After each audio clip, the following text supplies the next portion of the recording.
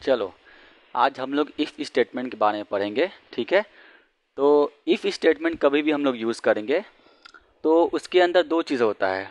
एक तो उसका कंडीशन, और अगर कंडीशन दो ही चीज़ हो सकता है, कंडीशन ट्रू होगा या तो फॉल्स होगा, वो बताऊंगा बाद में कैसे। लेकिन ट्रू या फॉल्स होगा, तो मान लेते हैं अगर कंडीशन ट्रू है तो कंडीशन यहाँ पे चेक होगा, और अगर कंडीशन ट्रू रहा तो इसके अंदर कर्ली ब्रेसेस देंगे हम लोग।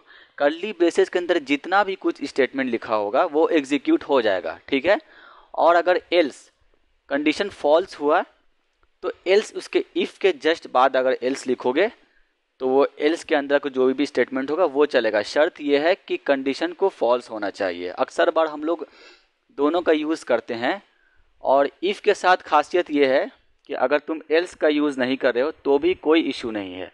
लेकिन अगर तुम एल्स लिख रहे हो तो ये बहुत ज़रूरी है कि इससे पहले इफ़ होना चाहिए। इफ़ होना बहुत ज़रूरी है। ज़रूरी नहीं कि इसके जस्ट ऊपर ही इफ़ लिखा है, लेकिन इसके ऊपर एक इफ़ होना ही चाहिए। और एल्स में ये तुम गौर करोगे कि इसमें कंडीशन नहीं होता है, क्योंकि कंडीशन यहीं पे चेक होगा, और एल्स में डायरेक्ट वो कंडीशन एग्जीक्यूट होगा अगर वो वाला कंडीशन फॉल्स हुआ तो। अब जैसे यहाँ पे आउटपुट गेस करो। एक वेरिएबल लिया है 10, एक्स है यहाँ पे 10। ठीक है, अब देखो ये इफ़ है, ब्रैकेट के अंदर ये कंडीशन है। ये डबल इक्वल टू क्या चेक करता है कि वो डबल इक्वल टू चेक करता है क्या इसका वैल्यू और इसका वैल्यू, लेफ्ट हैंड साइड और राइट हैंड साइड का वैल्यू सेम है कि नहीं। अगर सेम है तो ये ट्रू रिटर्न करेगा यहाँ पे कंडीशन में। तो जैसे ही कंडीशन ट्रू हो जाएगा तो इफ़ के अंदर का देखो ये कर्ली ब्रेसेस है, इसके अंदर जो भी स्टेटमेंट है वो चल जाएगा। ठीक है, तो यहाँ पे आउटपुट इसका तुम गेस करो। x इक्वल टू 10, यहाँ पे चेक करें क्या x 10 के इक्वल है, और अगर है तो प्रिंट करो इनसाइड इफ स्टेटमेंट। ठीक है, और ये देखो ये एक स्टेटमेंट थे बिना एल्स के। बोला भी था कि इफ़ के साथ ज़रूरी नहीं कि एल्स हो, लेकिन अगर एल्स है तो इफ़ होना ज़रूरी है। तो फिलहाल यहाँ पे एल्स नहीं है। ठीक है, तो इसका आउटपुट क्या होगा, इसका आउटपुट गेस करो। इसका आउटपुट होगा, सबसे पहले इसका आउटपुट होगा इनसाइड इफ स्टेटमेंट,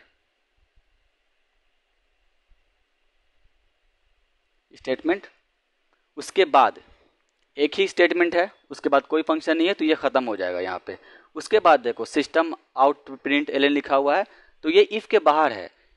अगर एल्स रहता यहाँ पे तब ये नहीं चलता, लेकिन फिलहाल तो एल्स नहीं है, तो इफ़ के बाद जितना भी कंडीशन है वो एग्जीक्यूट होगा। तो यहाँ पे फिलहाल दो आउटपुट आएगा। यहाँ पे दूसरा आउटपुट आएगा आउटसाइड इफ स्टेटमेंट। ठीक है, ये इफ था विदाउट एल्स के।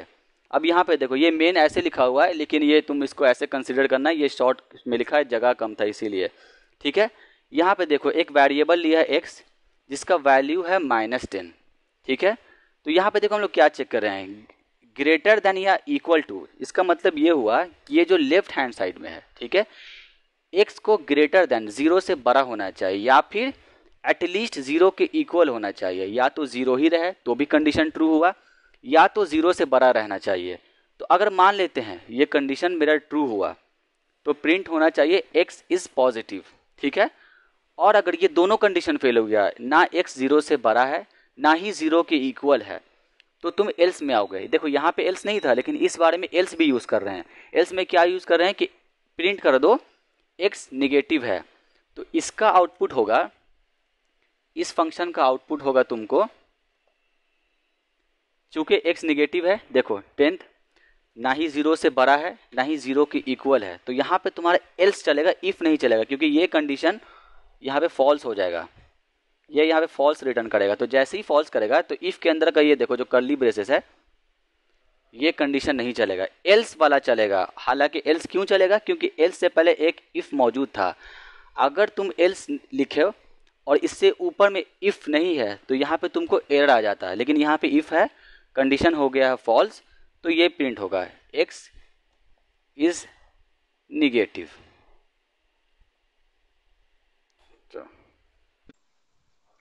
चलो अब हम लोग कोड पे आ जाते हैं। तो एक बहुत इंपॉर्टेंट एक्सटेंशन है, इसको इंस्टॉल कर लेना, इससे तुमको ना कोडिंग करने में बहुत आसानी होगी। उसका नाम है कॉम्पिटिटिव प्रोग्रामिंग हेल्पर। ठीक है, इसको इंस्टॉल कर लेना। तो उसका फ़ायदा क्या हुआ देखो, जैसे यहाँ पे जब जैसे ही इंस्टॉल कर लोगे तो यहाँ पे तुमको आ जाएगा रन टेस्ट करने का ऑप्शन। जैसे ही इस पे क्लिक करोगे तो यहाँ पे तुम या तो यहाँ से क्लिक कर सकते हो, फिलहाल अनसपोर्टेड बता रहा है, या फिर तुम यहाँ पे हो ना, जैसे क्लिक करोगे तो यहाँ पे से भी खोल सकते हो रन टेस्ट केस। अब जैसे देख लो तुमको प्रिंट करना है हेलो वर्ल्ड या फिर कुछ भी, तो तुम सिर्फ सिंपली यहाँ पे लिखोगे और यहाँ से सिर्फ रन कर दोगे, तो ये देखो आउटपुट सारा आ गया। अब मान लेते तुमको कुछ इनपुट भी लेना है तो तुम यहाँ से ले सकते हो। और अगर स्कैनर के बारे में नहीं पता है या फिर ये क्लास कैसे बना है, ये मेन फंक्शन कैसे बना है, अगर इसके बारे में भी जानना है तो तुम कमेंट कर सकते हो, इस पे भी वीडियो बन जाएगा बहुत जल्दी। ठीक है, अब एक नंबर को स्कैन करा लेते हैं यूज़र से, इन डॉट नेक्स्ट इंट। अब मान लो कि नंबर को प्रिंट कराना है, सिस्टम डॉट आउट नंबर। तो यहाँ पे जैसे ही नंबर डाला 455234 जो भी है, तो देखो ये नेक्स्ट इंट है, तो जैसे ही स्पेस से सेपरेट हुआ है ना, तो इसको ये पहला इंट मानेगा, इसको दूसरा इंट मानेगा, इसको तीसरा इंट। लेकिन हम लोग सिर्फ पहले वाले इंट को स्कैन करा रहे हैं क्योंकि एक बार स्कैन हुआ है, तो यहाँ पे नम ये 45 स्कैन हो जाएगा, तो यहाँ पे 45 प्रिंट हो गया है। तो इससे ना तुमको बहुत आसानी होगा इनपुट लेने के लिए, आउटपुट लेने के लिए, जो भी हो आउटपुट दिखाना है जो भी हो, इससे कर सकते हो। अब हम लोग वापस आते हैं इफ स्टेटमेंट पे। मान लेते हैं एक नंबर लिया है नम, जो कि है इक्वल टू 10, यानी नम में 10 का वैल्यू स्टोर है। अब चेक करना है कि अगर नम 10 है तो हम लोग कुछ प्रिंट कराएंगे, यानी कि कंडीशन मेरा ट्रू हो गया। और अगर कंडीशन ट्रू नहीं हुआ तब भी हम लोग कुछ प्रिंट कराएंगे एल्स में। पहले सिर्फ इफ देखते हैं, बिना एल्स के इफ यूज करना है तो क्या होगा। इफ नम, ये ब्रैकेट के अंदर, राउंड ब्रैकेट जो भी है, इसके अंदर हम लोगों को कंडीशन देना होता है कि क्या ये कंडीशन ट्रू है कि फॉल्स। तो अक्सर बार ये डबल इक्वल टू, यानी कि वो सेम है कि नहीं, पहले इसके बारे में जान लेते हैं। अगर नम 10 के इक्वल है, देखो सिंगल इक्वल टू दिया तो मालूम है कि वैल्यू असाइन हो गया उसमें। डबल इक्वल टू कि क्या वो नंबर उसके इक्वल है कि नहीं, तो हम लोग क्या करेंगे, यहाँ पे देखो कर्ली ब्रेसेस दिया, अब इसमें हम लोग प्रिंट करा देंगे कि नम इज इक्वल टू 10। एक और स्टेटमेंट दे देते हैं, we are inside if statement. ठीक है, देखो number is equal to 10, we are inside if statement. मान लेते हैं कि यूजर से ही नंबर को स्कैन करा लेते हैं, scanner in equals to new scanner, चलो num equals to in dot next next int. तो नम में स्कैन करा लेते हैं जैसे 45। ठीक है, देखो 45 आउटपुट कोई नहीं, क्योंकि इफ के अंदर ये कंडीशन ट्रू नहीं हुआ, अभी फिलहाल स्कैन हुआ 45। अगर चेक करना है कि वाकई में नम में स्टोर है कि नहीं, तो तुम यहाँ पे प्रिंट करा लो नम को। तो नम पहले स्कैन हुआ, इसमें 45 गया, देखो नम प्रिंट हो रहा 45, लेकिन नम 10 के इक्वल तो नहीं है, तो इफ के अंदर कोई स्टेटमेंट नहीं चला। चलो मान लेते हैं इफ का काम तो हो गया, अब एल्स का यूज कर लेते हैं। अगर मान लेते हैं किसी भी तरीके से कंडीशन फॉल्स हो जा रहा है, तो हमको जो भी करवाना है, मान लेते हैं एल्स में प्रिंट करा देते हैं कि number is not equal to 10।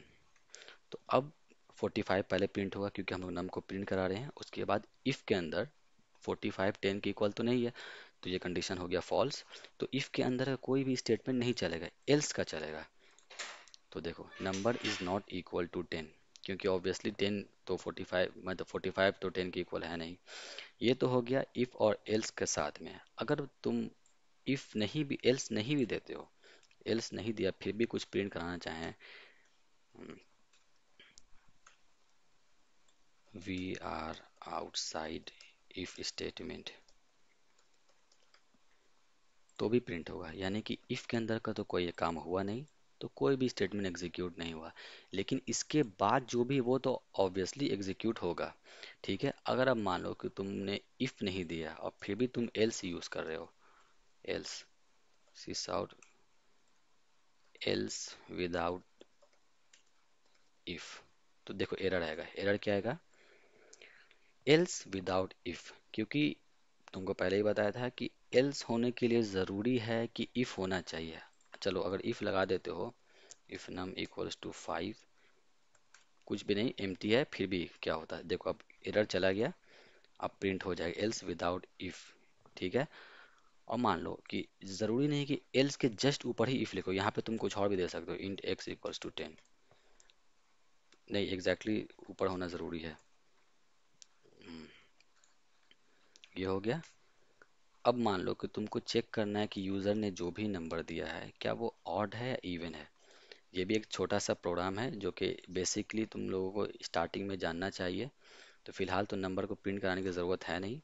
अब हम लोग चेक कर लेते हैं, एक फंक्शन बना लेते हैं, इफ़ ऑड और इवन डॉट जावा। चलो एक स्कैनर ले लेते हैं।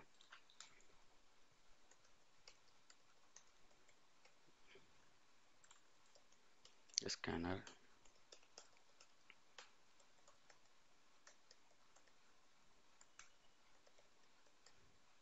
पहले यूज़र से पूछ भी लेते हैं कि नंबर डालने के लिए प्लीज़ इंटर अ नंबर।